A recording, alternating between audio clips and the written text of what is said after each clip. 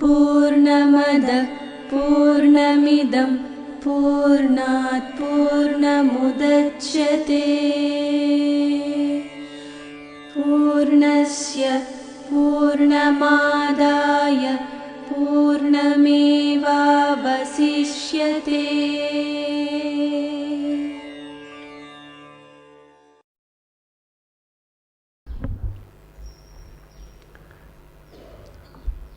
ఈరోజు శ్రీమద్ భగవద్గీత 6వ అధ్యాయం ఆత్మ సంయమ యోగం.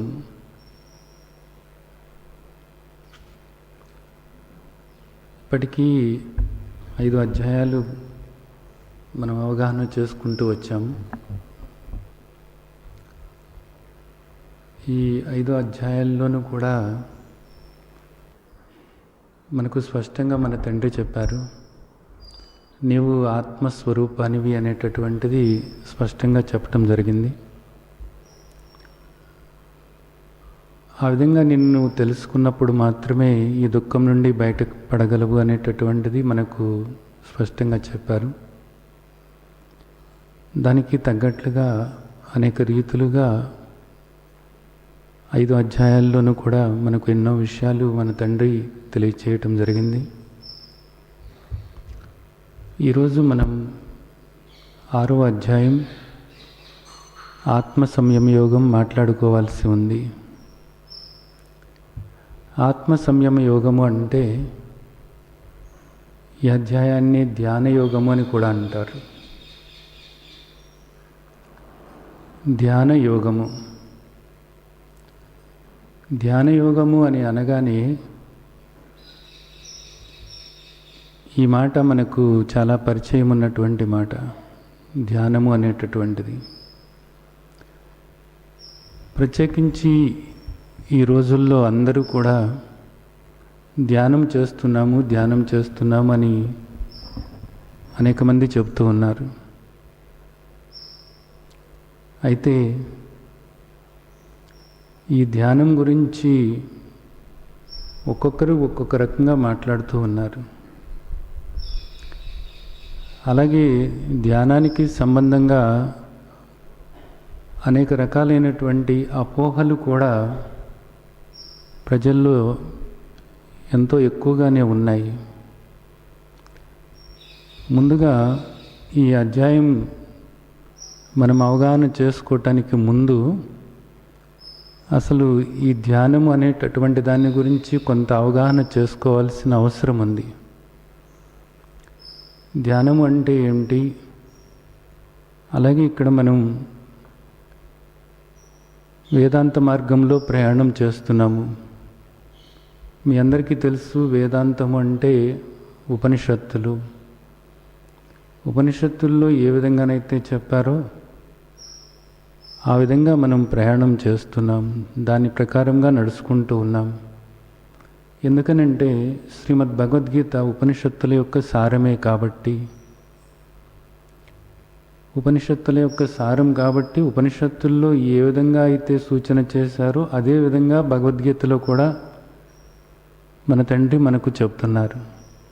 భగవద్గీతలోని అనేక శ్లోకాలు మనం చూసినట్లయితే అనేక ఉపనిషత్తుల్లో నుండి వచ్చినటువంటి శ్లోకాలే అన్నది మనం అర్థం చేసుకోవచ్చు కూడా.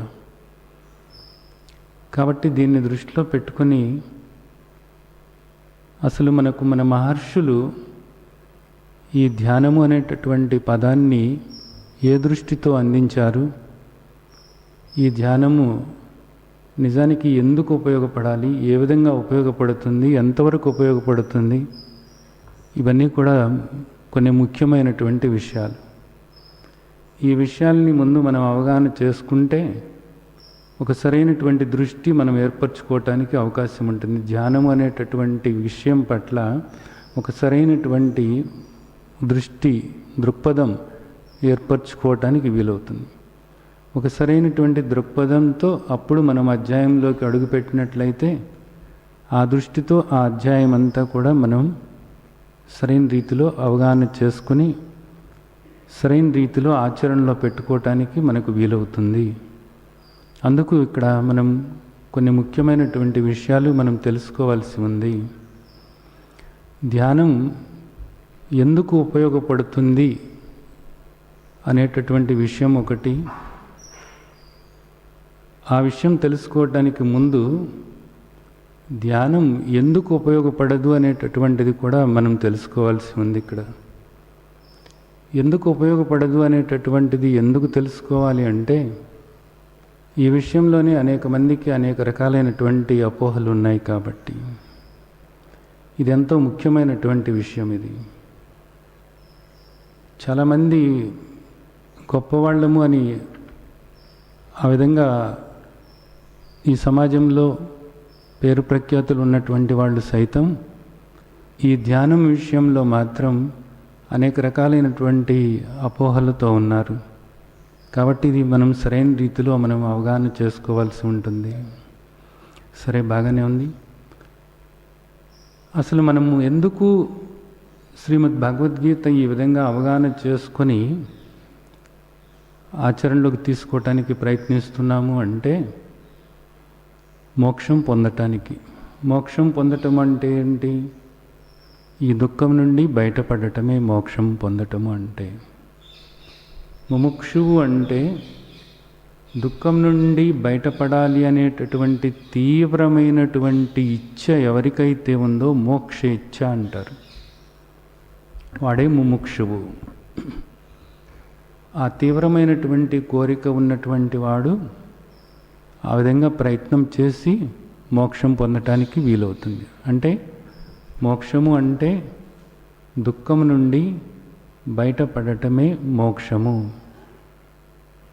ఈ జన్మ మరణ చక్రం నుంచి బయటపడటమే మోక్షము అనబడుతుంది.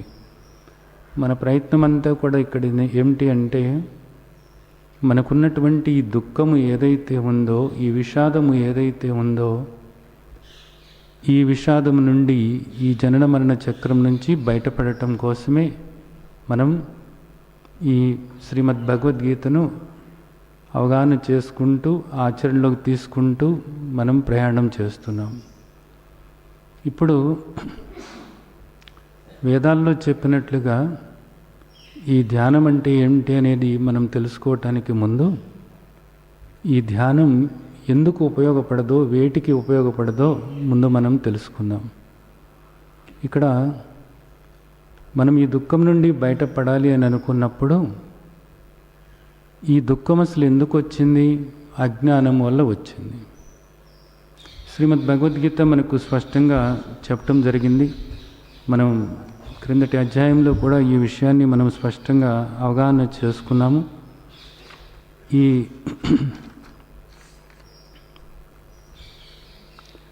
5వ అధ్యాయం మనం చూసినట్లయితే, కర్మ సన్యాస యోగంలో మనం చూసినట్లయితే, ఈ అజ్ఞానం వల్లనే కలిగినటువంటి ఈ దుఃఖం పోవాలి అంటే అజ్ఞానం పోవాలి. అజ్ఞానం పోవాలి అంటే కేవలము జ్ఞానం వల్ల మాత్రమే సాధ్యమవుతుంది అనేటటువంటిది మనం 5వ అధ్యాయంలో తెలుసుకున్నాము. జ్ఞానేన తు తదజ్ఞానం ఏషాం నాశితమాత్మనః తేషాం ఆదిత్యవత్ జ్ఞానం ప్రకాశయతి తత్పరం. సూర్యుని వెలుగు వచ్చినప్పుడు చీకటి ఏ విధంగానైతే పోతుందో, అలాగే ఈ అజ్ఞానం అనేటటువంటి చీకటి కూడా కేవలము జ్ఞానం వల్ల మాత్రమే, ఆత్మజ్ఞానం వల్ల మాత్రమే పోతుంది అనేటటువంటిది ఇక్కడ మనకు ఈ అధ్యాయంలో చెప్తున్నారు. ఆ విధంగా మనకి 5వ అధ్యాయంలోనే మళ్ళీ చూసినట్లయితే, ఎప్పుడైతే మీరు ఈ జ్ఞానం మీరు పొందుతారో, అంటే మీ అజ్ఞానాన్ని పోగొట్టుకుంటారో, అప్పుడు లభంతే బ్రహ్మ నిర్వాణం ఋషయ క్షీణ కల్మష చిన్నద్వైదా యథాత్మనః సర్వభూత హితే రత. మీరు జ్ఞానబోధ వల్ల మీ అజ్ఞానాన్ని పోగొట్టుకుని, మీకున్న సంశయాలన్నింటినీ కూడా నివృత్తి చేసుకుని, నిరంతరము కూడా జ్ఞానదృష్టితో ఉన్నప్పుడు బ్రహ్మ నిర్వాణము, ఆ పరమాత్మతో ఏకమవుతారు, మోక్షం పొందుతారు అనేటటువంటిది మనకు 5వ అధ్యాయంలో మనకు స్పష్టంగా చెప్పడం జరిగింది. అలాగే 4వ అధ్యాయంలో కూడా మనం చూసినట్లయితే శ్రేయాన్ ద్రవ్యమయాద్ యజ్ఞాత్ జ్ఞానయజ్ఞ పరంతప, మిగిలిన ఈ కర్మలన్నిటికన్నా కూడా జ్ఞానయజ్ఞము అనేటటువంటిది శ్రేయోదాయకము అనేటటువంటిది చెప్పారు. అలాగే జ్ఞానం అనేటటువంటి నవక మాత్రమే దుఃఖభూయిష్టమైనటువంటి ఈ సంసార సాగరం నుండి నిన్ను అవతలకు చేరుస్తుంది అనేటటువంటిది కూడా మనకు 4వ అధ్యాయంలోనే చెప్పటం జరిగింది. నహి జ్ఞానేన సదృశ్యం పవిత్రమిహ విద్యతే, జ్ఞానం కన్నా ఇంకా పవిత్రమైనటువంటిది, మహత్తరమైనటువంటిది మరి ఏది కూడా లేదు అనేటటువంటిది కూడా మనకు శ్రీమద్ భగవద్గీతలో స్పష్టంగా 4వ అధ్యాయంలో చెప్పారు. అలాగే జ్ఞానాదేవతు కైవల్యం, కేవలము జ్ఞానం వల్ల మాత్రమే మీరు ఈ దుఃఖం నుంచి బయటపడతారు, మోక్షం పొందుతారు అనేటటువంటిది కూడా మనకు శ్రీమద్ భగవద్గీతలో స్పష్టంగా చెప్పటం జరిగింది. అలాగే ఉపనిషత్తుల్లో కూడా ఇదే విషయాన్ని స్పష్టంగా చెప్పారు. వీటన్నిటినీ మనం దృష్టిలో పెట్టుకున్నట్లయితే ఇప్పుడు మనం ప్రయత్నం అంతా ఏంటి, మన దుఃఖం పోగొట్టుకోవటానికి. ఈ దుఃఖం పోగొట్టుకోవాలి అనుకున్నప్పుడు ఈ దుఃఖం దేనివల్ల వచ్చింది? అజ్ఞానం వల్ల వచ్చింది. ఆ అజ్ఞానాన్ని పోగొట్టుకోవాలి. ఆ అజ్ఞానాన్ని పోగొట్టుకోవాలి అంటే దేనివల్ల సాధ్యమవుతుంది అంటే అది జ్ఞానం వల్ల మాత్రమే సాధ్యమవుతుంది.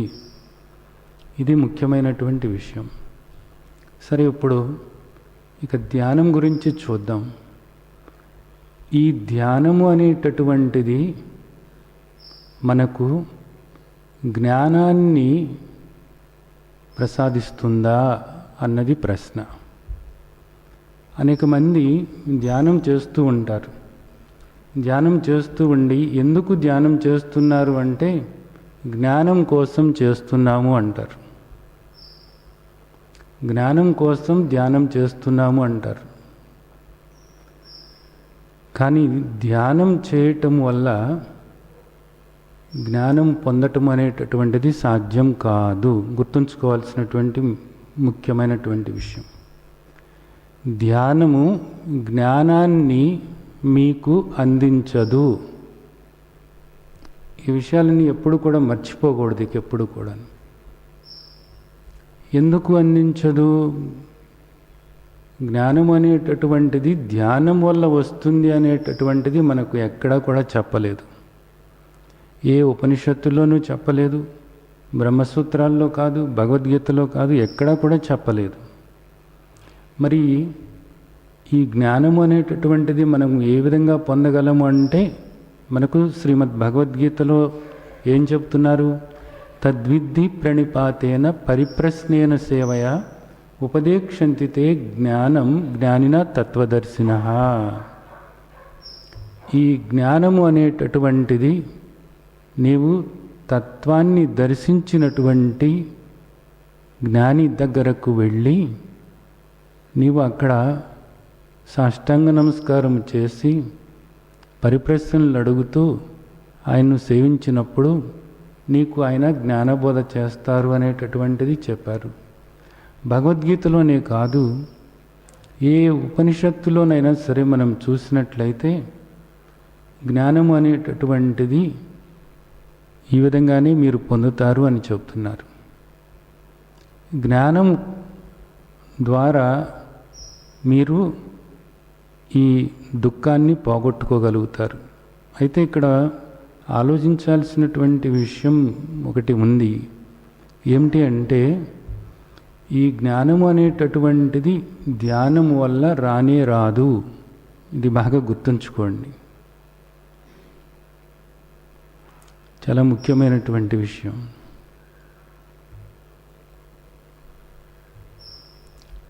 అలాగే మనం చూసినట్లయితే ఈ జ్ఞానం ఏం చేస్తుంది? జ్ఞానబోధ ఏం చేస్తుంది? మన అజ్ఞానాన్ని పోగొడుతుంది. మన అజ్ఞానాన్ని పోగొడుతుంది. ధ్యానము అనేటటువంటిది మన అజ్ఞానాన్ని పోగొట్టదు. కాబట్టి అజ్ఞానం వల్లనే మనం దుఃఖపడుతున్నాం. కాబట్టి మన దుఃఖాన్ని కూడా ధ్యానం అన్నది పోగొట్టలేదు.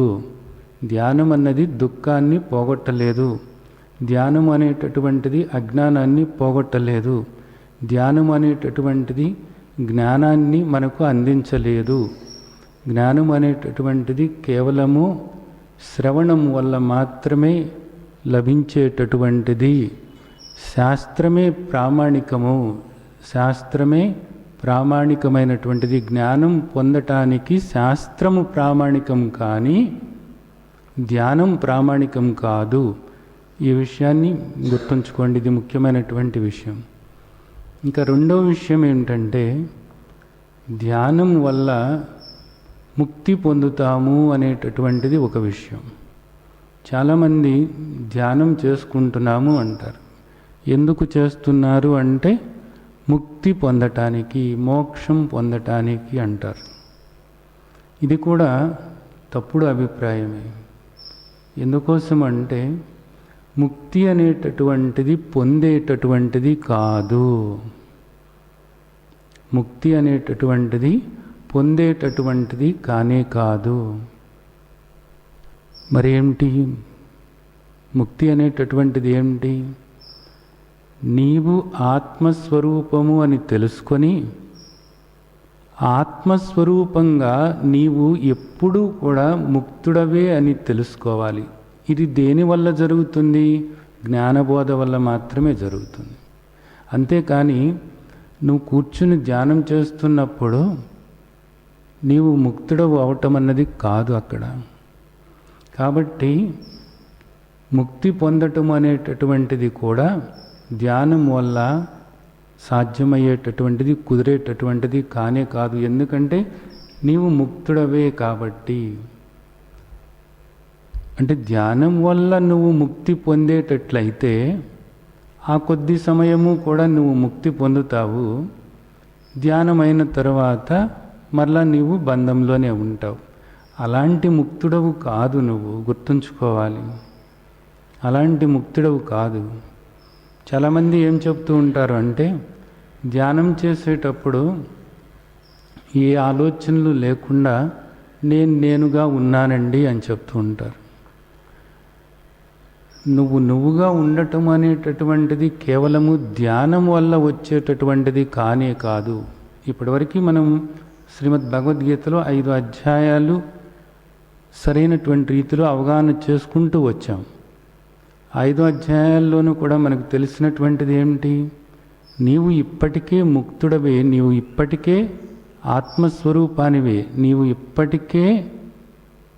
నీవు ముక్తుడవై ఉన్నావు. నీకు బంధం అన్నది లేనే లేదు. నిజానికి నీకు బంధం అన్నది లేనే లేదు అనేది మనకు స్పష్టంగా శ్రీమద్ భగవద్గీత చెప్పడం జరిగింది. నిత్య సర్వగత స్థాణు అచల సనాతన అవ్యక్త అచింత్య అవికార ఆత్మస్వరూపానివి నీవు ముక్తుడవై ఉన్నావు. ఇప్పటికే ముక్తుడవై ఉన్నావు. ఇది తెలుసుకో. నిన్ను ముక్తుడిగా తెలుసుకో, నిన్ను నీవు ముక్తుడిగా తెలుసుకో అనేది మనకు శ్రీమద్ భగవద్గీత ఇప్పటివరకు చెప్పడం జరిగింది. కాబట్టి ఇది తెలుసుకోవాలి. ఇది తెలుసుకునేటటువంటి విషయం. బాగా అర్థం చేసుకోండి. నేను ఇప్పటికే ముక్తుడను. నేను ఈ దేహం కాదు. ఈ దేహం దుఃఖంతో కూడినటువంటిది. ఇది అసత్ జడ దుఃఖ స్వరూపమే. ఇది నాశనమయ్యేటటువంటిదే.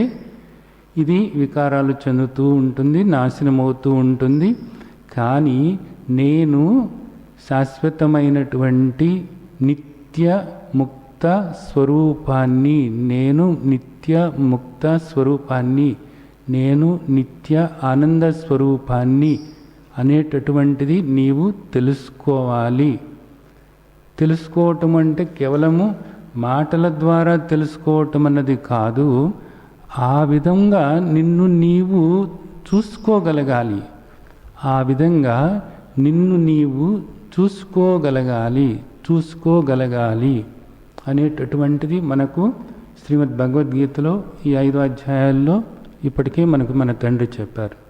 కాబట్టి ఇప్పుడు ధ్యానం అన్నది చేయటం వల్ల నీకు ముక్తి వస్తుంది అనేటటువంటి అపోహ ఏదైతే ఉందో ఈ అపోహ నుండి నీవు బయటపడాలి. ధ్యానం వల్ల నీకు ముక్తి రాదు, నీవు ఇప్పటికే ముక్తుడవు. ధ్యానం వల్ల ఇంకా నిన్ను ముక్తుడిని ఏ విధంగా చేస్తుంది? కాబట్టి ధ్యానం వల్ల ముక్తి అనేటటువంటిది రానే రాదు. ఇది బాగా గుర్తుంచుకోవాల్సినటువంటి విషయము. అలాగే ధ్యానం చేసేటప్పుడు ఆలోచనలు ఆగిపోవాలి, ఆలోచనలు లేనటువంటి స్థితి కలగాలి అనేటటువంటి అభిప్రాయం చాలామందిలో ఉంది.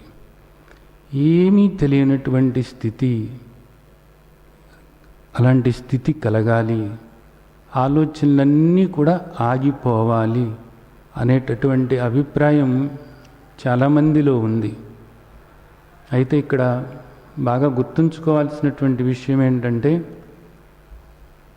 ఏ ఉపనిషత్తులోనూ కూడా లేదా బ్రహ్మసూత్రాల్లో కానీ శ్రీమద్ భగవద్గీతలో కానీ నీ ఆలోచనలు ఆగిపోవాలి అని ఎక్కడా చెప్పలేదు. గుర్తుంచుకోండి, నీ ఆలోచనలు ఆగిపోవాలి, ఆగిపోతేనే అది ధ్యానము అనబడుతుంది అనేటటువంటిది ఎక్కడా కూడా చెప్పలేదు. మరి ఇదేమిటి? ఆలోచనలు ఉంటే ఎలాగా? ఆలోచనలు ఉంటాయి, అయితే ఆ ఆలోచనలను సరైనటువంటి రీతిలోకి మళ్ళించుకోవాలి అనేటటువంటిది చెప్తున్నారు. ఎందుకోసం అంటే ఆలోచనలు లేనటువంటి స్థితి మీ అందరికీ కూడా, ప్రతి ఒక్కరికి కూడా ప్రతిరోజు కూడా తక్కువలో తక్కువ 5-6 గంటల సేపు మీరేం చేయకుండానే వస్తుంది. ఎప్పుడు? గాఢ నిద్రలో. గాఢ నిద్రలో మీకు ఆలోచనలు లేనటువంటి స్థితి మీకు వస్తూనే ఉంది, ప్రతిరోజు కూడా వస్తూనే ఉంది. అలాగే మీరు ధ్యానంలో కూర్చుంటే పని 1 గంట సేపు నాకు ఆలోచనలు ఏమీ రాకుండా నేను అలాగా కూర్చున్నాను అని మీరు అంటూ ఉంటే దాని అర్థం ఏమిటి? గాఢ నిద్రలో మీకు ఆలోచనలు రానటువంటి స్థితి ఏదైతే ఉందో అలాంటి స్థితే ఇక్కడ కూడా మీకు వచ్చింది. అయితే దాని అర్థం ఏమిటి? మళ్ళా గాఢ నిద్రలో ఆలోచనలు లేనటువంటి స్థితిలో ఉన్నప్పుడు దానివల్ల మీరు మోక్షము పొందలేదు, అంటే ముక్తులు అని మిమ్మల్ని మీరు తెలుసుకోను లేదు. అలాగే మీకున్నటువంటి రాగద్వేషాలు ఏవైతే ఉన్నాయో వాటిని పోగొట్టుకోవటానికి వీలు కాలేదు. అలాగే మీరు ధ్యానంలో కూర్చున్నప్పుడు ఆలోచనలు లేనటువంటి స్థితి మీకు వచ్చినా ఏమవుతుంది? దానివల్ల ఉపయోగం ఏమిటి అనేటటువంటిది మహర్షులు ప్రశ్నిస్తున్నారు. దీన్ని బట్టి అర్థం చేసుకోవాలన్నమాట. ఆలోచనలు ఆగిపోయినాయి అనుకోండి, మీకు కాసేపు శాంతిగా ఉండవచ్చు, మీ బీపీ కాస్త తగ్గవచ్చు, కానీ మీకు జ్ఞానం అనేటటువంటిది ఏది కూడా రానే రాదు. అంటే మిమ్మల్ని మీరు తెలుసుకోవటము, అంతకన్నా మించినటువంటిది మిమ్మల్ని మీరు తెలుసుకొని స్థితప్రజ్ఞులుగా మారటం. ఆ ప్రజ్ఞ అంటే ఆ జ్ఞానం, మీరు పొందినటువంటి జ్ఞానం స్థిరపరచుకోవటానికి ధ్యానం అన్నది ఉపయోగపడేటటువంటిది కాదు, గుర్తుంచుకోవాలి. అలాగే నిన్ను నీవు తెలుసుకోవాలి అన్నా, అలాగే నిన్ను నీవు తెలుసుకొని ఈ దేహం కాదు నేను ఆత్మస్వరూపాన్ని అనేటటువంటి భావన నీవు స్థిరపరచుకోవాలి అన్నా నీకు ఆలోచనలు కావాలి. ఆలోచన రహిత స్థితి వల్ల ఉపయోగమేమీ లేదు.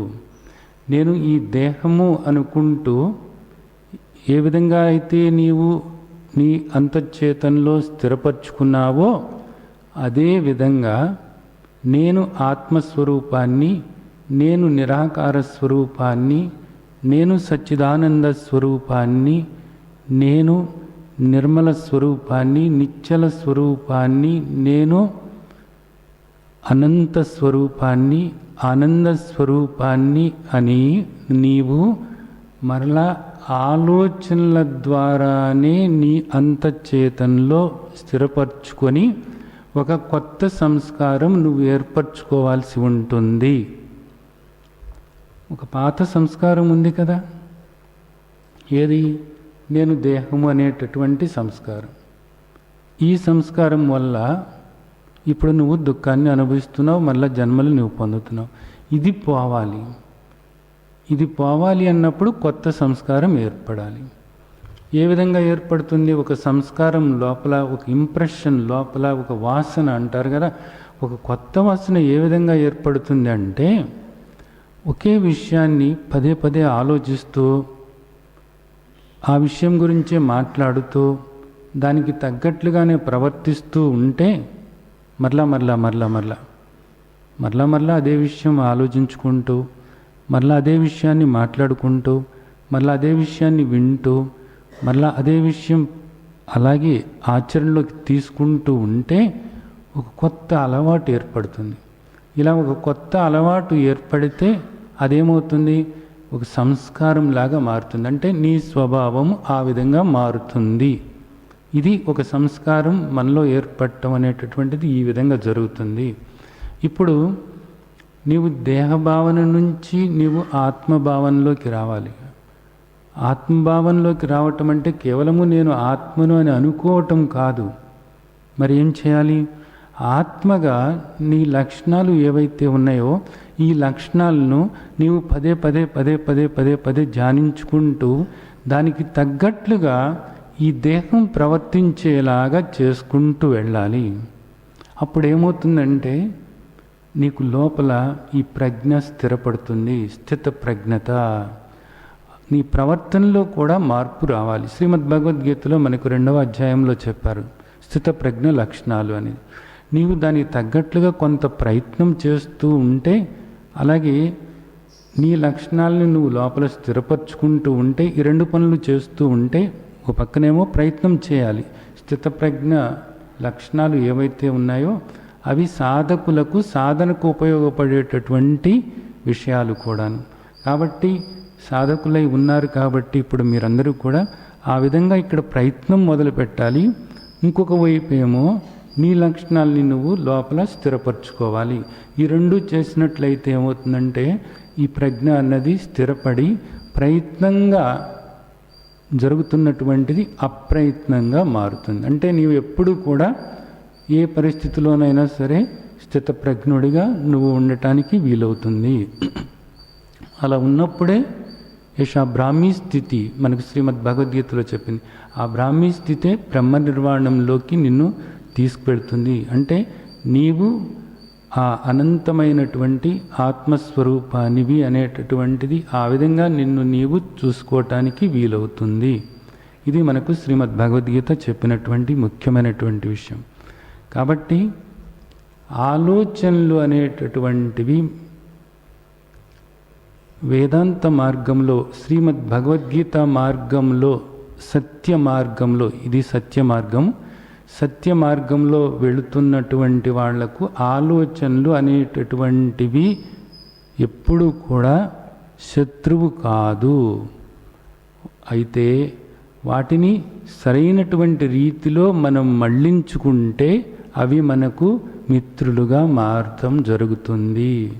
లేక అలాగే వదిలిపెడితే నిజమే ఆలోచనలే ఇక్కడ మనకు దుఃఖాన్ని కలిగిస్తుంది, మళ్ళా జన్మలకు కారణమవుతుంది. మన ఏవ కారణం మనుష్యానం బంధ మోక్షయో. కాబట్టి ఆలోచనలే మనకు ఇక్కడ దుఃఖాన్ని కలిగిస్తున్నాయి. అవే మనల్ని ఈ జనన మరణ చక్రంలోకి నెట్టుతున్నాయి. కాబట్టి ఆ ఆలోచనలు, ఏ విధమైన ఆలోచనలు మనం చేస్తున్నది ఇప్పటి వరకు దేహానికి సంబంధమైనటువంటి రీతిలో ఆలోచనలు చేస్తున్నాం. ఇప్పుడు ఆ ఆలోచనలు మనం మార్చుకోవాలి. ఏ విధంగా మార్చుకోవాలి? ఆత్మకు సంబంధమైనటువంటి ఆలోచనలు చేయాలి. ఆత్మ అంటే మళ్ళీ ఏదో కాదు, అది నీవే. నీ లక్షణాలను, ఆత్మగా నీ లక్షణాలను నీవు నిరంతరము కూడా స్మరించుకుంటూ ఉండాలి. ధ్యానంలో కూడా ఇదే విధంగా ఉండాలి అనేటటువంటిది మనం అర్థం చేసుకోవాల్సినటువంటి విషయం. కాబట్టి ఆలోచనలు అనేటటువంటివి వస్తున్నాయి అని మీరు భయపడాల్సిన పనేమి లేదు. ఆలోచనలు వస్తున్నప్పుడు మళ్ళీ తీసుకొచ్చి ఆత్మ యొక్క లక్షణాల మీద మీరు లగ్నం చేసినట్లయితే సరిపోతుంది అన్నది మనకు 6వ అధ్యాయంలో శ్రీమద్ భగవద్గీతలో కూడా ఇదే విషయాన్ని మనకు చెప్పబోతున్నారు. ఇప్పుడు ఈ విధంగా చూసినట్లయితే 3 విషయాలు మనం మాట్లాడుకున్నాం. ఏమిటి? ధ్యానం వల్ల మీకు జ్ఞానం అనేటటువంటిది ప్రాప్తించదు. అలాగే ధ్యానం వల్ల మీరు ముక్తి అనేటటువంటి దాన్ని పొందలేరు. ఇప్పటికే మీరు ముక్తులై ఉన్నారు కాబట్టి.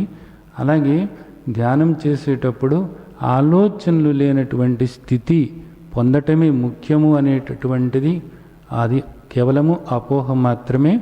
ఆలోచనలను సరైనటువంటి రీతిలో మళ్లించుకోవటం అన్నది సరైనటువంటి ధ్యానం అవుతుంది అన్నది అర్థం చేసుకోవాల్సినటువంటి విషయం. అలాగే ఇంకొక ముఖ్యమైనటువంటి విషయం ఒకటి ఉంది. ఏమిటి అంటే ధ్యానం చేయటం వల్ల రకరకాలైనటువంటి సిద్ధులు కలుగుతాయి, మహిమలు వస్తాయి అనేటటువంటి అపోహ ఒకటి ఉంది. అలాగే కొంతమంది ధ్యానం చేస్తున్నప్పుడు వాళ్లకు కొన్ని రకాలైనటువంటి సిద్ధులు, అష్టసిద్ధులు అంటారు కదా, అలాంటి కొన్ని సిద్ధులు కలుగుతాయి. వాళ్ళు ఏంటంటే గాలిలో తేలటము, నీళ్లలో నడవటము, లేదా ఒక దగ్గర ఉన్నప్పుడు ఇంకొక దగ్గర కూడా ఉన్నట్లుగా కనపడటము, ఇలాంటివి కొన్ని సిద్ధులు వాళ్లకు కలుగుతూ ఉంటాయి. అయితే ఇక్కడ స్పష్టంగా అవగాహన చేసుకోవాల్సింది ఏమిటంటే ఈ సిద్ధులు అనేటటువంటివి, ఈ మహిమలు అనేటటువంటివి ఏవి కూడా మోక్షాన్ని కలిగించలేవు. ఇవన్నీ కూడా నిన్ను బంధంలో పడవేసేటటువంటివే. ఈ సిద్ధులు, ఈ మహిమలు అది ఏదైనప్పటికీ కూడా అవన్నీ కూడా దేనికి సంబంధమై ఉన్నాయి? ఈ బాహ్యమైనటువంటి జీవితానికి సంబంధమైనటువంటివే, దేహ సంబంధమైనటువంటివే తప్ప ఆత్మ సంబంధమైనటువంటివి కానే కాదు. బాగా గుర్తుంచుకోవాల్సినటువంటి విషయం. ఈ విషయంలో అనేక మంది ఈ రోజున రకరకాలైనటువంటి భ్రమల్లో కూరుకుపోయి ఉండి ఈ మహిమలను, ఈ సిద్ధులను చూసి కేవలము వీటి వల్ల ఆ వ్యక్తి మహాత్ముడు అని అనుకుంటున్నారు. వీటి వల్ల మహాత్ముడు కానే కాదు. గుర్తుంచుకోవాలి. శ్రీమద్ భగవద్గీతలో చెప్పినట్లు తత్వదర్శిన, జ్ఞాని తత్వదర్శిన, జ్ఞానంతో ఉండి ఆ తత్వదర్శి అంటే ఆ దృష్టి ఏర్పరచుకుని ఎవరైతే ఉంటారో వాళ్ళు మాత్రమే మహాత్ముడు అని మనం గుర్తించాల్సి ఉంటుంది. అంతేకాని ఈ బాహ్యమైనటువంటి మారేటటువంటి కాలంతో ముడిపడి ఉన్నటువంటి ఈ సిద్ధులు కానీ, ఈ మహిమలు కానీ నిజానికి గొప్పవి కానే కాదు. గుర్తుంచుకోవాలి. ఇవన్నీ కూడా తాత్కాలికంగా కనపడేటటువంటివే కానీ ఇవి శాశ్వతమైనవి కాదు. ఇవన్నీ కూడా దేహానికి సంబంధమైనటువంటివే కానీ ఆత్మకు సంబంధమైనటువంటివి కానే కాదు. ఇవన్నీ కూడా ఆత్మజ్ఞానాన్ని కలిగించేటటువంటివి కానే కాదు. ఇవేవి కూడా ముక్తిని ప్రసాదింప చేయలేవు, మోక్షాన్ని ఇచ్చేటటువంటివి కానే కాదు, జ్ఞానాన్ని ఇచ్చేటటువంటివి కానే కాదు, శాంతిని, పరమశాంతిని కలిగించేటటువంటివి కానే కాదు. బాగా అయితే వ్యాపారం చేసుకోవటానికి ఉపయోగపడేటటువంటివి మాత్రమే, అంతే. ఇవన్నీ కూడా ఒక ప్రదర్శనలాగా సాగుతూ ఉన్నప్పుడు వాళ్లకు పేరు ప్రతిష్టలు రావచ్చు, తద్వారా వ్యాపారంలాగా చేసుకుంటూ ఉండవచ్చు వాటిని అడ్డం పెట్టుకొని. అంతే తప్ప అవి జ్ఞానానికి కానీ, మోక్షానికి కానీ, పరమశాంతికి కానీ ఉపయోగపడేవి కాదు. రాగద్వేషాలను పోగొట్టేటటువంటివి కాదు. రాగద్వేషాల వల్ల కలిగేటటువంటి కామక్రోధాలను పోగొట్టేటటువంటివి కాదు. కర్మల నుండి బయటపడేసేటటువంటివి కాదు. కర్మబంధం నుండి బయటపడేసేటటువంటివి కానే కాదు. గుర్తుంచుకోవాల్సినటువంటి ముఖ్యమైనటువంటి విషయం.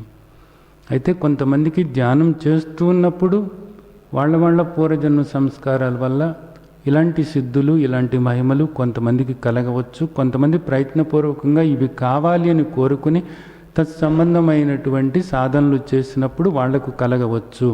కానీ అవన్నీ కూడా మోక్షం పొందాలి, ఈ జన్మ సార్థకం చేసుకోవాలి అనుకునేటటువంటి వాడికి శత్రువులై ఉన్నాయి అన్నది శాస్త్రం నొక్కి ఒక్కాణిస్తున్నటువంటి విషయము. ఇది ఒక ముఖ్యమైనటువంటి విషయం.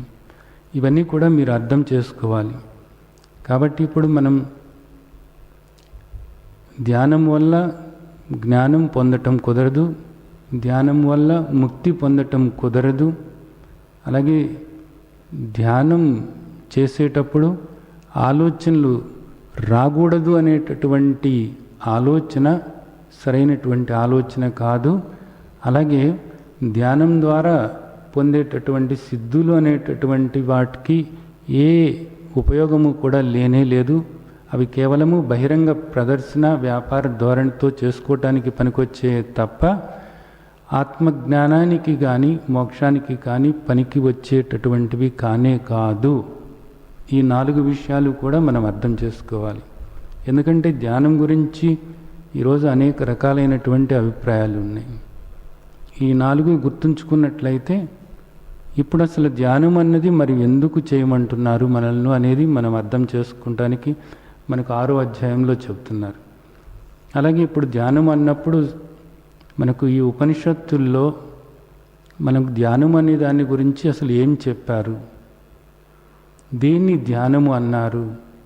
అలాగే శ్రీమద్ భగవద్గీతలో కూడా ఇప్పుడు 6వ అధ్యాయంలో చెప్పబోతున్నారు.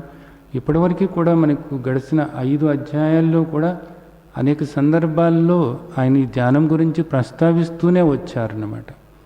అప్పుడప్పుడు మనం చెప్పుకుంటూనే ఉన్నాం, ఇది సాధన, ఈ దృష్టి ఏర్పరచుకోవాలి, ఈ ఆలోచన ఇది ఈ విధంగా ఉండాలి అని చెప్పుకున్నటువంటిది అంతా కూడా అది ధ్యానం కిందకే వస్తుంది. ఇప్పుడు మనం ఆలోచించుదాం ఇది ఏ విధంగా వస్తుంది అనేటటువంటిది. మనం ఈ శాస్త్రాలను చూసినట్లయితే ధ్యానం అనేటటువంటిది మనకు 2 విధాలుగా చెప్తున్నారు. ఒకటి జ్ఞానం పొందటానికి ముందు చేసేటటువంటి ధ్యానం, రెండవది జ్ఞానం పొందిన తర్వాత చేసేటటువంటి ధ్యానము. 2 రకాలన్నమాట. జ్ఞానం పొందటం అంటే ఏంటి? మనకు శ్రీమద్ భగవద్గీతలో చెప్పారు కదా, తద్విద్ధి ప్రణిపాతేన పరిప్రశ్నేన సేవయ ఉపదేక్షంతితే జ్ఞానం జ్ఞానిన తత్వదర్శిన. అలాగా ఒక సద్గురువుని ఆశ్రయించి ప్రామాణికమైనటువంటి శాస్త్రం ఏదైతే ఉందో ఆ శాస్త్ర ప్రకారంగా నీవు బోధ శ్రవణం చేసినట్లయితే, శ్రవణం చేసిన తరువాత శ్రవణం చేసిన దాన్ని మననం చేస్తూ ఉన్నట్లయితే ఆ తర్వాత నీవు చేయాల్సింది ఏమిటి? నిధిధ్యాసన, అంటే ఆ దృష్టి ఏర్పరచుకుని ఉండటము. వేదాంతం ప్రకారంగా ధ్యానము అంటే నిధిధ్యాసన ఏదైతే ఉందో అది ధ్యానము అనబడుతుంది. నిధిధ్యాసన ధ్యానము అనబడుతుంది. ఈ నిధిధ్యాసన అనేటటువంటిది ఎప్పుడు వస్తుంది అంటే శ్రవణం చేసిన తరువాత, జ్ఞానబోధ శ్రవణం చేసిన తరువాత, మననం చేసిన తర్వాత నువ్వు చేయాల్సినటువంటి ధ్యానం నిధిధ్యాసన. సరే, బాగానే ఉంది. మరి ఇప్పుడు శ్రవణం చేయకముందు ఏం చేయాలి అంటే నీవు ధ్యానం చేయాలి. అప్పుడు చేసేటటువంటి ధ్యానాన్ని వేదాంతం ఏమంటుంది అంటే ఉపాసన అని అంటుంది. ఉపాసన, అది ఉపాసన ధ్యానం అన్నమాట. జ్ఞానము, జ్ఞానానికి ముందు ఉపాసన ధ్యానము, జ్ఞానం తర్వాత వేదాంత ధ్యానం నిధిధ్యాసన. ఇది బాగా అర్థం చేసుకోవాల్సినటువంటి విషయం. ముందు మనం కొద్దిగా ఈ ఉపాసన గురించి మనం మాట్లాడుకుందాం. ఈ ఉపాసన ధ్యానం అంటే ఏమిటి అంటే ఒక దైవాన్ని, ఒక ఇష్టదైవాన్ని, అది సాకారం కావచ్చు, నిరాకారం కావచ్చు, మనకు రకరకాలైనటువంటి ఆరాధనలు ఉన్నాయి, ఉపాసన పద్ధతులు ఉన్నాయి. కేవలం ఆరాధన కాకుండా ఉపాసన అంటే ఆ దైవాన్ని నీవు నిరంతరము కూడా ఆరాధిస్తూ ఆ దైవానికి దగ్గరగా, దగ్గరగా ఉండటం ఏదైతే ఉందో ఆ దైవం యొక్క లక్షణాలను నువ్వు ఆపాదించుకుంటూ ఆ దైవానికి దగ్గరగా ఉండటం ఏదైతే ఉందో నీకున్నటువంటి ఆసురభావాలన్నింటినీ కూడా పోగొట్టుకొని దైవీ సంపద పెంచుకుంటూ ఆ దైవం యొక్క లక్షణాలను నీకు ఆపాదించుకుంటూ ఆ లక్షణాలను నువ్వు పెంపొందించుకుంటూ దైవానికి నువ్వు దగ్గరగా ఉంటూ ఆ ఏకాగ్రత నువ్వు పెంచుకుంటూ ఉన్నట్లయితే ఏమవుతుంది అంటే మనోమాలిన్యము అనేటటువంటిది పోతుంది. ఏమిటి ఆ మనోమాలిన్యము? కామ, క్రోధ, లోభ, మోహ, మదమత్సరాలు అనేటటువంటి ఆ మనోమాలిన్యము అనేటటువంటిది పోతుంది. ఇంకొకటి ఏమిటి అంటే మనస్సు ఎప్పుడూ కూడా చంచలంగా ఉంటుందన్నమాట. ఆ చంచలత్వము అనేటటువంటిది తగ్గి ఏకాగ్రత అనేటటువంటిది పెరుగుతుంది. అలాగే నీ దోషాలు అనేటటువంటివి పోగొట్టుకోవటానికి వీలవుతుంది. ముఖ్యంగా ఇవి జరుగుతాయి. నీ దోషాలు పోగొట్టుకోవటానికి వీలవుతుంది. చంచలత్వం అనేటటువంటిది తగ్గి ఏకాగ్రత పెంచుకోవటానికి వీలవుతుంది. అలాగే నీలో ఉన్నటువంటి ఆసుర భావాలు, కామక్రోధ లోభ మోహ మదమత్సరాలు ఇత్యాది ఆ మాలిన్యము ఏదైతే ఉందో ఆ మాలిన్యాన్ని పోగొట్టుకోవటానికి వీలవుతుంది. ఇదంతా కూడా ఉపాసనా ధ్యానము అంటారనమాట. ఒక ఇష్టదైవాన్ని నీవు ఆరాధిస్తూ ఆ దైవానికి దగ్గరగా ఉంటూ ఆ దైవం యొక్క లక్షణాలను నువ్వు ఆపాదించుకుంటూ ఆ విధంగా జీవితంలో నువ్వు ఆ మార్పు చేసుకుంటూ నీలో ఉన్నటువంటి దుర్గుణాలు పోగొట్టుకుంటూ ఉన్నట్లయితే ఏమవుతుంది వీటన్నిటి వల్ల అంటే జ్ఞానబోధ వినటానికి కావలసినటువంటి ఒక యోగ్యత నీకు ఏర్పడుతుంది. ఆ మాలిన్యం అంతా అలాగే ఉండి నీకు ఏకాగ్రత కుదరనప్పుడు, నీ దుర్గుణాలు పోగొట్టుకోవటానికి నువ్వు ప్రయత్నం చేయనప్పుడు అసలు నీకు జ్ఞానబోధ వినటానికి యోగ్యత లేనే లేదు అని చెప్తున్నారు పెద్దలు. ఎందుకు లేదు అంటున్నారంటే నీకు చెప్పినా కానీ అర్థం కాదు.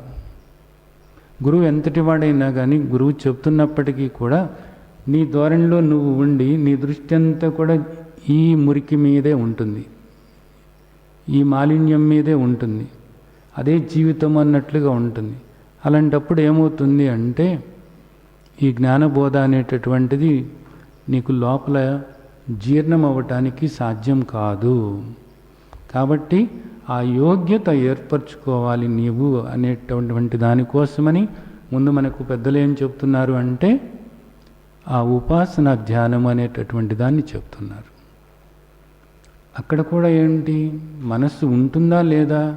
మనస్సు ఉంటుంది. ఆ దైవం యొక్క ఆ లక్షణాలన్నింటినీ కూడా నువ్వు స్మరించుకుంటూ ఉంటావు.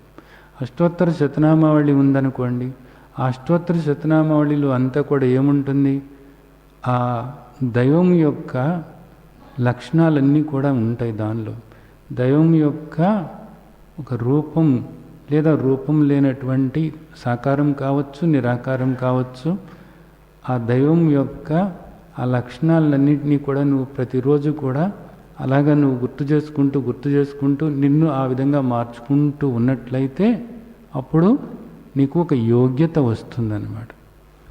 ఆ యోగ్యత వల్ల ఏమవుతుందంటే నీ దృష్టి బోధ మీద స్థిరపరచుకోవటానికి వీలవుతుంది. అంటే శ్రద్ధగా శ్రవణం చేయటానికి వీలవుతుంది. శ్రద్ధావాన్ లభతే జ్ఞానం తత్పర సంయతేంద్రియ. ఈ శ్లోకం ఏదైతే ఉందో ఈ శ్లోకాన్ని నీవు ఆచరణలోకి పెట్టుకోవటానికి వీలవుతుంది. అందుకు మనకి మహర్షులు ఏం చెప్పారంటే ముందు ఉపాసన ధ్యానం చెయ్యి అన్నారు. అంటే ముందు ఆరాధన సరైన రీతిలో ఆరాధన చెయ్యి, తర్వాత దాన్ని ఉపాసనగా మార్చుకో. నిరంతరము కూడా ఆ తండ్రిని నీవు స్మరిస్తూ ఉండు. అది ఆకారంతో కావచ్చు, లేదా నిరాకారుడైనటువంటి సచ్చిదానంద స్వరూపుడైనటువంటి ఆ తండ్రిని నిరంతరము కూడా స్మరించుకుంటూ నీ మనస్సు నిర్మలంగా మారేలాగా చేసుకో. అప్పుడు నీవు శ్రద్ధతో నీవు శ్రవణం చేయగలుగుతావు. శ్రద్ధావాన్ లభతే జ్ఞానం. అప్పుడు నీకు ఈ జ్ఞానం అనేటటువంటిది వంట పట్టడానికి కుదురుతుంది. తత్పర సంయతేంద్రియ జ్ఞానం లబ్ధ్వా పరాం శాంతిం అశ్రేణాధిగచ్చతి. అప్పుడు నీవు ఆ శాంతి అన్నదాన్ని పొందుతావు. అలా కాకుండా నీవు ఈ పనంతా చేయలేదనుకో, ఏమవుతుంది? ఆ మాలిన్యం అక్కడే ఉన్నప్పుడు ఈ జ్ఞానబోధ నువ్వు ఎంత విన్నప్పటికీ కూడా ఈ పరమశాంతి అన్నదాన్ని నువ్వు పొందలేవు అన్నది మనకు శ్రీమద్ భగవద్గీత మనకి ఇప్పటికే తెలియచేయటం జరిగింది.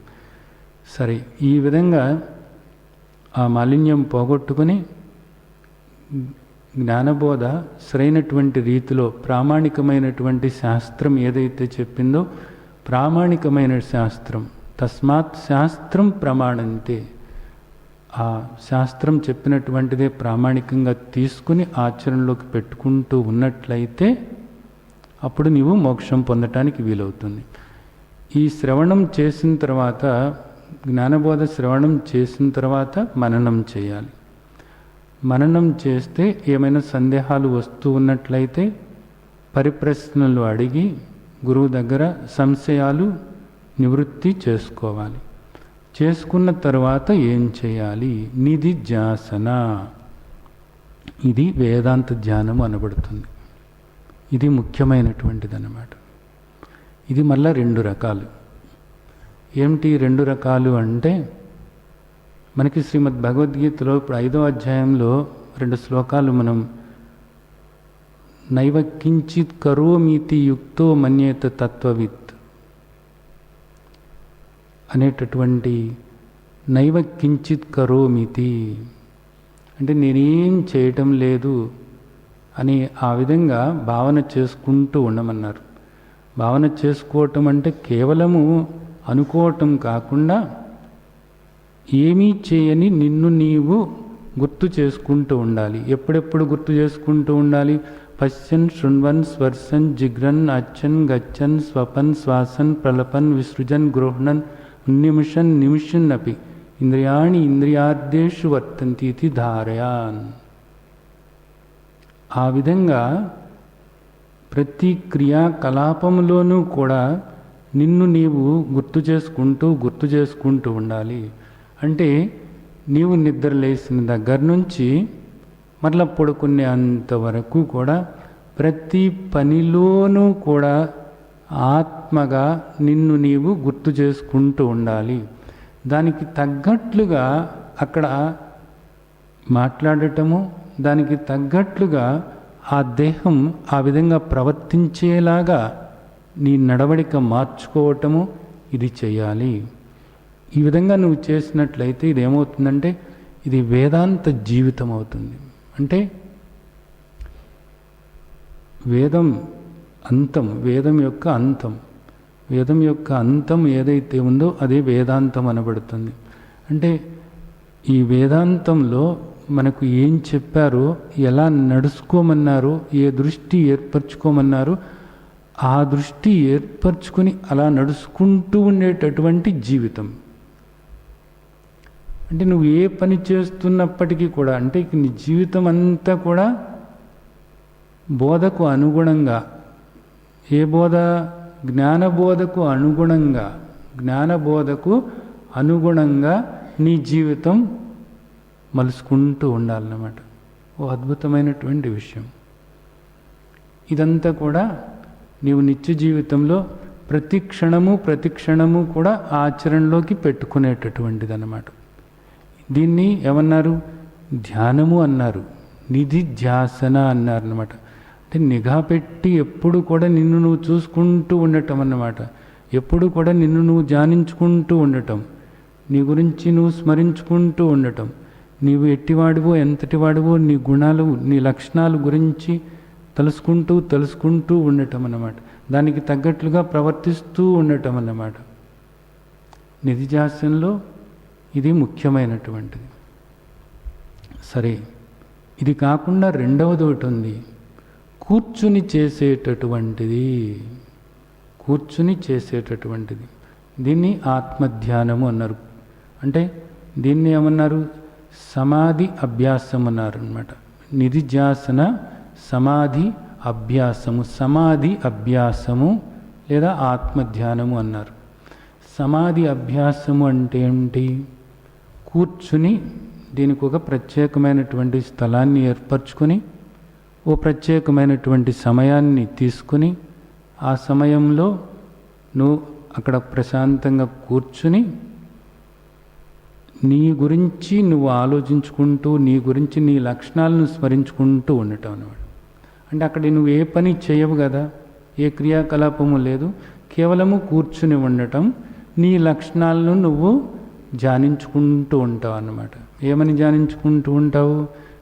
ఆత్మస్వరూపమైనటువంటి నిన్ను నువ్వు స్మరించుకుంటూ అహమాత్మ నిరాకారోహం, అహమాత్మ నిత్యలోహం, అహమాత్మ నిర్వికారోహం, అహమాత్మ నిరాకారోహం, అహమాత్మ నిష్క్రియోహం, అహమాత్మ సనాతనోహం, అహమాత్మ సత్యోహం, అహమాత్మ నిత్యోహం, అహమాత్మ చిదోహం, అహమాత్మ ఆనందోహం, అహమాత్మ కూటస్థోహం అని ఆత్మగా నీ లక్షణాలు ఏవైతే ఉన్నాయో ఈ లక్షణాలను నువ్వు స్మరించుకుంటూ స్మరించుకుంటూ స్మరించుకుంటూ స్మరించుకుంటూ ఉండటం. ఇలా స్మరించుకుంటున్నప్పుడు మరలా ఇక్కడ రెండు రకాలైనటువంటి ధ్యానాలు ఉన్నాయి. ఒకటి సవికల్ప సమాధి, రెండు నిర్వికల్ప సమాధి. ఇక్కడ ఇది కూడా చాలామందికి అపోహ ఉంది. నిర్వికల్ప సమాధి అన్నప్పుడు ఆలోచనలన్నీ కూడా ఆగిపోతాయి, ఏ ఆలోచన లేకుండా ఉండటమే నిర్వికల్ప సమాధి అనేటటువంటిది చాలామంది అభిప్రాయం. యోగం చేసే వాళ్ళందరూ కూడా అదే విధంగా చెప్తారు. కానీ మనం ప్రామాణికమైనటువంటి ఉపనిషత్తులు, శ్రీమద్ భగవద్గీత మనకు ఏం చెప్తుంది అంటే ఆలోచనలు ఆగిపోవటం కాదురా, ఆలోచనలు సరైనటువంటి రీతిలో మళ్లించుకోవటమే అనేది చెప్తున్నారు. సరే, ఇప్పుడు వచ్చి సవికల్ప సమాధికి నిర్వికల్ప సమాధికి ఉన్నటువంటి తేడా ఏమిటి అన్నది. సవికల్ప సమాధికి నిర్వికల్ప సమాధికి ఉన్న తేడా ఏంటి అంటే, సవికల్ప సమాధి అంటే నువ్వు ప్రయత్నం చేస్తూ ప్రయత్నం చేస్తూ ప్రయత్నం చేస్తూ నిన్ను స్మరించుకుంటూ స్మరించుకుంటూ ఉండటం. ఇది మధ్య మధ్యలో ఆగిపోతూ ఉంటుంది. అంటే నీ లక్షణాలను నువ్వు స్మరించుకుంటూ ఉండవచ్చు అన్నమాట. ఈ లక్షణాలను స్మరించుకుంటూ ఉండటం అన్నది కూడా ఇంకొక విషయం ఏంటంటే, ముఖ్యమైనటువంటి విషయం మీకు అర్థం అవ్వాల్సింది, ఆత్మగా నీవు శాంతస్వరూపం అనుకోండి. అహమాత్మ శాంతస్వరూపోహం, అహమాత్మ శాంతస్వరూపోహం, అహమాత్మ శాంతస్వరూపోహం అని ఒక పదాన్నే పట్టుకుని నువ్వు అలాగా చేయాల్సిన అవసరం ఏమీ లేదు. అహం ఆత్మ అని ఆత్మగా నీకున్నటువంటి లక్షణాల్లో ఏ లక్షణాన్నైనా సరే నువ్వు గుర్తు చేసుకుంటూ ఉండవచ్చు. ఆ విధంగా నువ్వు నీ లక్షణాలను నువ్వు ఆ విధంగా భావన చేసుకుంటూ, అలాంటి నిన్ను నువ్వు చూసుకుంటూ, ఇది ముఖ్యం. చిలక పలుకుల్లాగా పలికేటటువంటిది కాదు, గుర్తుంచుకోండి. చాలా ముఖ్యమైనటువంటి విషయం మాట్లాడుకుంటున్నాం. చిలక పలుకుల్లాగా టేప్ రికార్డర్లాగా మాట్లాడుకునేటటువంటిది కాదు. ఒక్కసారి మీరు గనక చిలక పలుకులకు అలవాటు పడితే మీ మనస్సు మిమ్మల్ని మాయ చేస్తున్నట్లే. ఒక్కొక్క పదమే ఆ పదానికి ఆ అర్థమేమిటో, ఆ అర్థం నీకు లోపల ఆ భావన కలగాలి. అలాంటి నిన్ను నీవు చూసుకుంటూ ఉండాలి, అలాంటి నిన్ను నీవు దర్శించుకుంటూ ఉండాలి. అదే నిజానికి ఆత్మసాక్షాత్కారం అంటే. అలాంటి నిన్ను నువ్వు చూసుకుంటూ ఉండాలి. అలాగా ఒక ప్రయత్నం చేస్తూ ఆ లక్షణాలన్నిటినీ కూడా అలాగా స్మరించుకుంటూ, మధ్యలో ఏదో ఆలోచనలు వస్తూ ఉంటాయి. ఆలోచనలు వచ్చినప్పుడు మరలా తీసుకొచ్చి ఆత్మ లక్షణాల మీద మనసు లగ్నం చేసుకుంటూ, మరలా ఆత్మగా నిన్ను స్మరించుకుంటూ, అలా చేసుకుంటూ వెళ్ళినట్లయితే, అంటే ప్రయత్నము మరలా ఒక్కొక్కసారి అది తప్పిపోతూ ఉంటుంది. మరలా ప్రయత్నము ఈ విధంగా చేయటం అన్నది ఏదైతే ఉందో, అంటే ఏమవుతుంది, ముక్కలుగా అవుతుందన్నమాట. వికల్పాలు వస్తున్నాయి అన్నమాట. అందుకని దీన్ని ఏమంటారు, సవికల్ప సమాధి అంటారు. ఈ నిర్వికల్ప సమాధి అంటే ఏంటంటే ఈ విధంగా తెగిపోవటం అనేది ఉండదన్నమాట. నువ్వు ప్రయత్నం చేయకుండానే లోపల ఎప్పుడూ కూడా ఒక అనుభూతి చెందుతూ, తన్మయత్వం చెందుతూ, నీకు తెలవకుండానే, నీ ప్రయత్నం లేకుండానే ఒక స్మరణ సాగుతూ ఉంటుంది. ఆ స్మరణలో ఒక తన్మయత్వం నువ్వు అనుభవిస్తూ ఉంటావు. గొప్పగా ఒక సుఖభావన కలుగుతూ ఉంటుందన్నమాట. ఒక సుఖ అనుభూతి. ఏ అంతస్తుకు అంతరారామ తదంతర్జ్యోతిరేవయ. ఆ జ్యోతి లోపల ఆ స్ఫురణ, నీ గురించినటువంటి స్ఫురణ, ఆ శబ్దం అలాగ సాగుతూ ఉంటే తదా అంతరారామ, లోపల దాంతో రమిస్తూ ఉంటావు. ఓ అంతఃసుఖం, ఆ సుఖం అనుభూతి నువ్వు చెందుతూ ఉంటావు. తన్మయత్వం అంటారు కదా, అలాంటి తన్మయ స్థితి, తన్మయత్వం అనేటటువంటి అనుభవం నీకు అక్కడ ఉంటుందన్నమాట. ఆ విధంగా కనుక అది అలాగే కొనసాగుతూ ఉన్నట్లయితే దాన్ని ఏమంటారు అంటే నిర్వికల్ప సమాధి. తెగకుండా సాగుతూ ఉందన్నమాట. అది కొనసాగుతూ ఉంది. ఈ విధంగా ఈ రెండు రకాలైనటువంటి అభ్యాసాలని కూడా ఏమన్నారు అంటే నిధిధ్యాసన సమాధి అభ్యాసాలు అన్నారు. ఇది కూర్చుని చేయాల్సినటువంటిది. నీవు జీవితంలో ప్రతి క్షణము ఏ పని చేస్తున్నా చేయాల్సినటువంటిది ముందు మనం చెప్పుకున్నాం. ఆ విధంగా ప్రతి క్షణము ప్రతి క్రియాకలాపంలోనూ కూడా చేయని నిన్ను నువ్వు గుర్తు చేసుకుంటూ ఉండాలి. అలాగే దానికి తగ్గట్లుగా ఈ దేహం నేను కాదు, ఈ ధర్మాలు నావి కాదు, ఈ దేహధర్మాలు ఏవి కూడా నావి కానే కాదు అని దేహధర్మాలను తోసిపుచ్చుతూ ఆత్మధర్మాలు, ఆత్మలక్షణాలు ఏవైతే ఉన్నాయో ఆత్మలక్షణాలని బలపరుచుకోవాలి. దేహధర్మాలని తోసేసుకుంటూ, అంటే ఈ ఆకలి దప్పుకలు నాకు సంబంధం ఏమీ లేదు, ఈ సుఖ దుఃఖాలు నాకు సంబంధం ఏమీ లేదు. అలాగే ఈ దేహానికి సంబంధమైనటువంటి అనేక ధర్మాలు ఉన్నాయి కదా, ఈ దేహం పెరుగుతూ ఉంటుంది, శిథిలమవుతూ ఉంటుంది, ఈ ధర్మాలు నావి కానే కాదు, ఇవేవి కూడా నావి కానే కాదు. అలాగే భర్త ధర్మం ఉంది, భార్య ధర్మం ఉంది, తండ్రి ధర్మం ఉంది, కూతురు ధర్మం ఉంది, కొడుకు ధర్మం ఉంది. ఇలా ఈ ధర్మాలు ఇవి కూడా నాకు సంబంధం ఏమీ లేదు అనుకుంటూ ఈ ధర్మాలను తోసేసుకుంటూ ఆత్మగా లక్షణాలు ఏవైతే ఉన్నాయో ఆ లక్షణాలను నువ్వు స్మరించుకుంటూ ఉండాలి. ఇది సాధన అనేటటువంటిది మీరు అర్థం చేసుకోవాలి. అక్కడ ఏ పని చేస్తున్నా సరే, ఈ దేహం స్నానం చేస్తున్నప్పుడు ఈ దేహానికి సంబంధమైనటువంటిది ఈ మాలిన్యం అంతా నాకు ఏ మాలిన్యము కూడా లేనే లేదు. ఈ దేహం కదులుతున్నప్పుడు దేహం కదులుతుంది, నేను ఏ చలనము లేనటువంటి వాడిని, దేహం వికారాలు చెందుతున్నప్పుడు దేహం వికారాలు చెందుతుంది, నేను నిర్వికారమైనటువంటి ఆత్మస్వరూపాన్ని అని ఆ విధంగా నీ లక్షణాలను నువ్వు ఆపాదించుకుంటూ దేహం యొక్క ధర్మాలు, లక్షణాలు ఏవైతే ఉన్నాయో వాటిని తోసేసుకుంటూ జీవితాన్ని ఆ విధంగా సాగించటం అనేటటువంటిది అది ముఖ్యమైనటువంటిది. అది నిధిధ్యాసన, మొదటి రకమైనటువంటి నిధిధ్యాసన మహాత్ములు మనకు చెప్పినటువంటిది. రెండవది, అలా కుదరటం లేదు నాకు అన్నప్పుడు నువ్వు కూర్చుని ఈ విధంగా ఈ ప్రయత్నం చేయాలి. కూర్చుని చేసినట్లయితే మళ్ళీ ఇది రెండు రకాలు ఆ సమాధి స్థితులు, సవికల్ప నిర్వికల్ప సమాధి స్థితులు. సవికల్పం నుంచి నెమ్మదిగా నీవు నిర్వికల్పానికి నీవు చేరినట్లయితే అప్పుడు బాహ్యమైనటువంటి జీవితంలో కూడా నీవు ఎప్పుడు కూడా ఆ విధంగా ఉండటానికి నీకు వీలవుతుంది. ఇది మనకు వేదాంతంలో మహర్షులు చెప్పినటువంటి మహత్తరమైనటువంటి ధ్యాన ప్రక్రియ. ఇది ఎప్పుడు కూడా మీరు గుర్తుంచుకోండి. ఇంకా బాహ్యమైనటువంటి ఈ లోకంలో అనేక మంది అనేక రకాలుగా మాట్లాడుతూ ఉంటారు. ఆ ధ్యానం చేస్తున్నాము, ఈ ధ్యానం చేస్తున్నాము, అక్కడ ధ్యాస పెట్టాము, ఇక్కడ ధ్యాస పెట్టాము, ఎన్నో రకాలైనటువంటి కొన్ని వందల ధ్యాన ప్రక్రియలు ఈ లోకంలో మనం వింటూ ఉంటాము. అవేవి కూడా వేదాంతంలో చెప్పినటువంటివి కాదు, శాస్త్రంలో చెప్పినటువంటివి కాదు. గుర్తుంచుకోండి.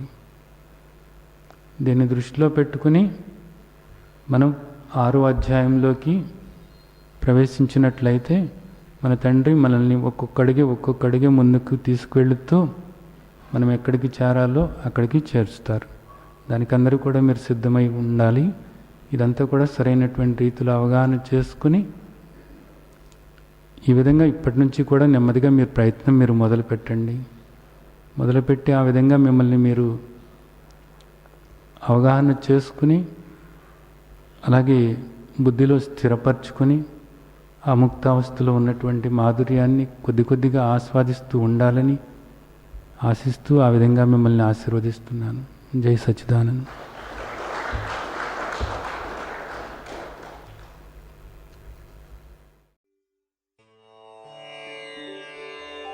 लोका समस्ता सुखिनो भवन्तु. लोका समस्ता सुखिनो भवन्तु. लोका समस्ता सुखिनो भवन्तु.